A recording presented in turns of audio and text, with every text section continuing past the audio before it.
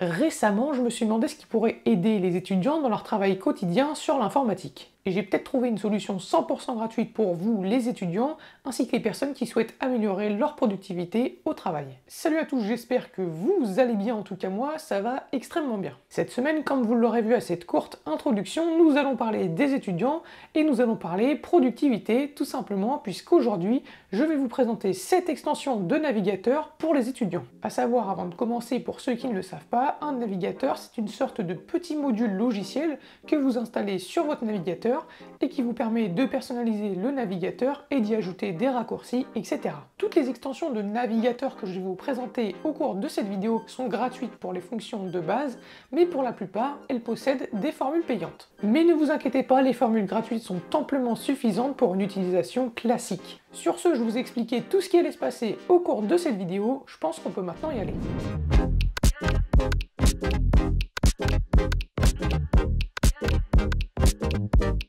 La première extension que je vais vous présenter n'est autre que LangageTool.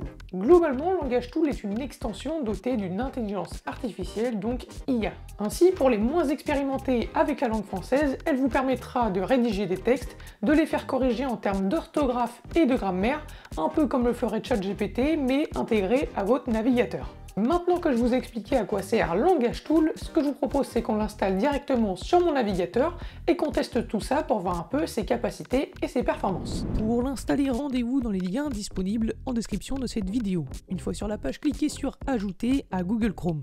Dès que vous avez tout installé, l'extension est désormais fonctionnelle sur tous vos sites préférés. Pour vous montrer comment cela fonctionne, rendez-vous par exemple sur Gmail. Ici, je vais écrire un mail fictif pour que vous voyez bien comment cela fonctionne.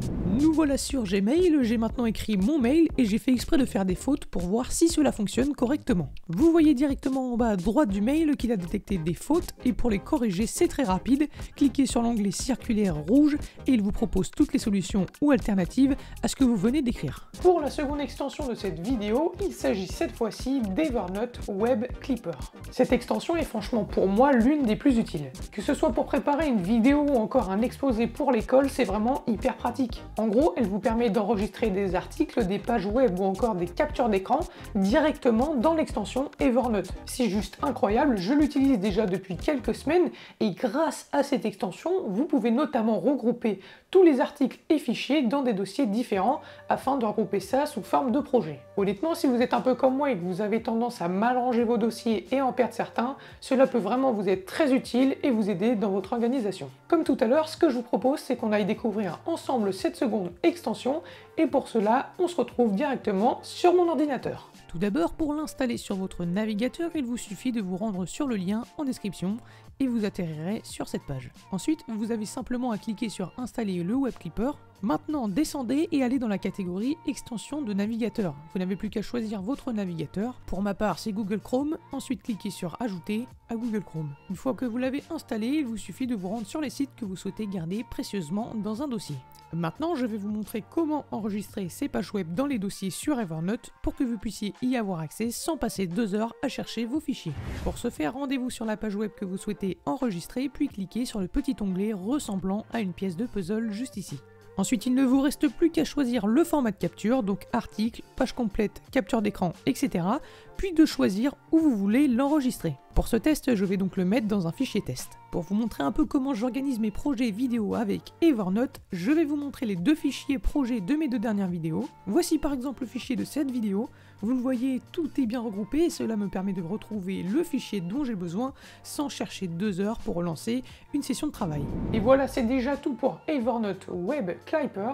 N'hésitez pas à vous rendre sur les liens en description pour pouvoir installer toutes ces petites extensions et tant qu'à faire, à vous abonner, à liker, à partager et à commenter les vidéos sur la chaîne. Ça me ferait super plaisir, d'autant plus que je vous le rappelle, on arrive déjà bientôt aux 5000 abonnés, je crois qu'il en manque 100 ou un peu moins de 100, donc pour ça je vous remercie énormément. Pour cette troisième extension de navigateur, il s'agit cette fois-ci de Pocket. Pocket reste dans la même catégorie qu'Evernote puisque cette extension vous permettra de sauvegarder n'importe quel fichier sur le web afin d'y accéder plus tard. Si par exemple vous êtes en train de travailler et que vous ne pouvez pas vous arrêter pour lire un ou plusieurs articles, et bien grâce à Pocket vous pourrez les télécharger et les consulter ultérieurement, même sans connexion internet. Nous voici maintenant sur la page d'accueil qui nous permet d'installer Pocket sur notre navigateur. Pour l'ajouter, rien de plus simple, cliquez sur Ajouter à Google Chrome. Je tiens à préciser que je ne vous montre pas en détail l'étape suivante, mais en gros, vous allez devoir vous connecter avec un compte Google pour pouvoir utiliser cette extension. Et cela fonctionne à peu près de la même manière pour toutes les extensions de cette vidéo. Une fois que tout est fait, Pocket est désormais fonctionnel. Imaginons que je suis en train de travailler sur un projet comme une vidéo sur l'histoire de YouTube qui arrivera prochainement sur cette chaîne. Et bien pour préparer cette vidéo, j'ai besoin d'une quantité astronomique de ressources sur internet pour pouvoir me documenter au maximum. Nous voici sur l'une des pages qui m'a le plus intéressé. Je souhaite la garder en mémoire sur Pocket et pour ce faire, rien de plus simple, vous cliquez sur la petite pièce de puzzle juste ici, puis vous faites Save to Pocket. Ensuite, pour retrouver tout ce que vous avez enregistré, vous avez juste à recliquer sur la petite pièce de puzzle, puis cliquer sur les 3 petits points et ensuite aller sur Ouvrir vos sauvegardes Pocket. Vous avez maintenant accès à vos sauvegardes et vous pouvez tout à fait les regrouper dans différentes listes et pour cela, c'est toujours aussi simple. Vous cliquez sur les 3 points ici, puis vous faites Ajouter à la liste et il ne vous reste plus qu'à créer et trier tout ça. Pour la 4e extension de navigateur, on se retrouve cette fois-ci avec Forest. Cette extension m'a bien aidé, notamment pour lutter contre la procrastination. Et vous allez vite comprendre pourquoi je dis ça. Pour vous en dire un peu plus sur cette extension, elle vous permet de planter des arbres virtuels pendant une période définie sans toucher à votre téléphone ou être distrait par autre chose que votre travail. À la fin, si vous avez bien réussi à vous concentrer durant vos sessions de travail sans rien toucher, eh bien vous aurez une forêt de plus en plus dense et donc de plus en plus d'arbres. À chaque fois que vous quitterez ou fermez l'onglet, l'arbre dépérira au fur et à mesure et vous serez obligé de tout recommencer afin de retrouver l'arbre comme il était avant. Honnêtement, j'ai trouvé ce module très intuitif et très utile puisque ça vous permet de définir vos sessions de travail ainsi que les pauses plus ou moins courtes selon ce que vous souhaitez faire. Personnellement, je fais 30 minutes de travail à chaque fois, puis 5 minutes de pause et ainsi de suite. En tout cas, si cette extension Forest vous plaît, vous connaissez maintenant, n'hésitez pas à consulter les liens disponibles en description pour pouvoir l'installer. À noter également que Forest est disponible sur iOS et Android, donc pour pouvoir l'installer sur votre mobile. Pour cette 5e extension, nous nous retrouvons cette fois-ci avec OneTab. Cette extension vous permet de regrouper tous les onglets ouverts de votre navigateur en une seule liste, ce qui permet d'éviter l'encombrement de votre navigateur et d'user des ressources système pour rien, et c'est notamment très utile pour les PC peu performants. Pour installer OneTab, encore une fois, rien de plus simple, rendez-vous sur le lien en description, puis faites Ajouter à Google Chrome. Pour l'utiliser, c'est très simple. Quand vous avez plein d'onglets ouverts, il vous suffit de recliquer sur la petite pièce de puzzle juste ici, puis de cliquer sur OneTab. Ensuite, cela vous ouvrira un autre onglet avec la liste de toutes vos pages ouvertes précédemment. Vous pouvez bien sûr les restaurer en cliquant sur Restaurer ou bien cliquer sur l'onglet que vous souhaitez rouvrir, ce qui vous évite de le rechercher parmi tous vos onglets ou sur Google. Pour la 6e extension de cette vidéo, nous nous retrouvons cette fois-ci avec Stay Focused. Je sais pas si je le prononce bien, mais en tout cas, c'est à peu près ça. Et en gros, Stay Focused vous permet de limiter le temps passé sur des sites distractifs afin de favoriser la concentration. Avant de vous présenter en détail ce nouveau petit module, j'aimerais bien vous expliquer pourquoi je l'ai sélectionné pour cette vidéo.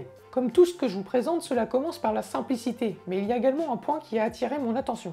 La possibilité de passer en revue toutes ses activités quotidiennes grâce à l'outil tableau de bord. Pour ce qui est de son utilisation maintenant, c'est encore une fois extrêmement simple. Quand vous cliquez sur l'onglet de Stay Focused dans les extensions, cela vous donne accès à toutes ses fonctionnalités. Comme je vous le disais précédemment, vous avez un accès au tableau de bord, mais également aux sites bloqués, aux journées actives, ce qui signifie les journées sur lesquelles vous souhaitez travailler efficacement, et globalement ce que je viens de vous citer là, ce sont les fonctionnalités les plus utiles. Voilà, c'est déjà tout pour cette extension, je vous laisse découvrir tout ça de votre côté, mais honnêtement, si je peux vous dire une seule chose à ce sujet, c'est que c'est vraiment hyper efficace. Pour la 7e extension et dernière de cette vidéo, il s'agit cette fois-ci de Pomodoro Timer. Cette extension vous permet de fractionner votre temps d'étude en sessions courtes avec des pauses. Pour l'installer, c'est très simple, rendez-vous sur le lien en description, puis sur cette page, cliquez sur Ajouter à Google Chrome. Une fois ajouté, cliquez sur la petite pièce de puzzle, puis sur Pomodoro Timer. Pour pouvoir le configurer correctement, vous avez juste à cliquer sur Settings. De là, vous pourrez gérer le temps de travail ou encore les pauses. Vous pouvez également dans l'onglet Messages configurer le message qui s'affichera lorsque c'est le moment de travailler ou de faire une pause. Grâce à cette extension, on peut également paramétrer des listes noires de sites auxquels nous n'avons pas le droit d'accéder pendant ces périodes, et des listes blanches pour les sites que nous avons le droit d'utiliser au cours de ces sessions de travail. Une fois que vous avez tout configuré, vous n'avez plus qu'à commencer votre session en cliquant sur la pièce de puzzle, puis sur le Pomodoro Timer. Et voilà, c'est déjà la fin de cette vidéo, j'espère franchement qu'elle vous aura plu. C'est la 2e vidéo de cette année, et je compte en faire encore plein, parce que là je suis motivé, je vous le dis. N'hésitez pas à liker, à commenter, à vous abonner, à partager éventuellement si ça vous fait plaisir. On arrive bientôt aux 5000 abonnés comme je vous le disais tout à l'heure et n'hésitez pas aussi à me dire dans l'espace commentaire ce que vous pensez de ce type de concept vidéo. J'ai kiffé, donc aussi n'hésitez pas à me dire est-ce que ces extensions vous ont été utiles, peu importe la profession que vous faites, si vous êtes étudiant ou travailleur en général. Donc voilà, dites-moi tout ça en commentaire. Sur ce, on se retrouve pour de très prochaines vidéos sur la chaîne. Allez, ciao!